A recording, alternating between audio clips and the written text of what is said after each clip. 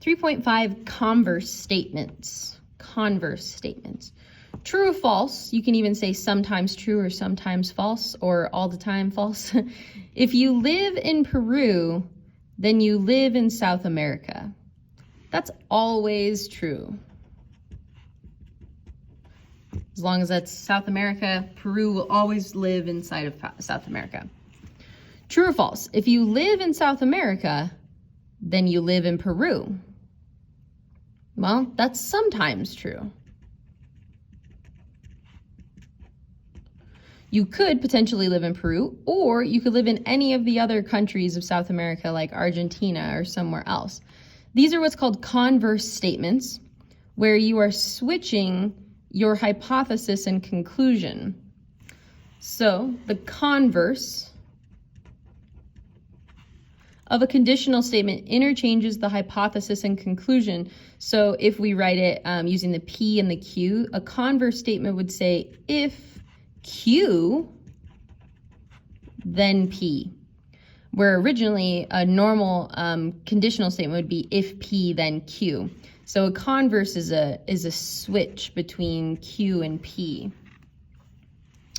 Consider the following statement. If a quadrilateral is a rhombus, then it has a pair of parallel sides. Draw a diagram of the statement and state the hypothesis and conclusion.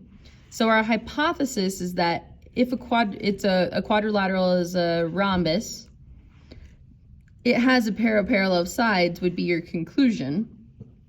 And if we drew a diagram of that,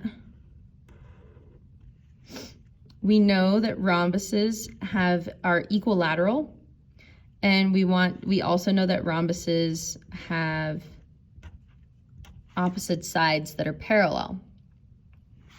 Now draw a diagram of the converse of the statement and state the hypothesis and conclusion. So the converse would be if it has a pair of parallel sides, then the quadrilateral is a rhombus. Is that sometimes are always or never true? Well, this is only sometimes true, because I can think of a counterexample of a quadrilateral that has a pair of parallel sides but is not a rhombus. So for example, a trapezoid has a pair of parallel sides but is not a rhombus. So sometimes the converse will be true and sometimes the converse will be false.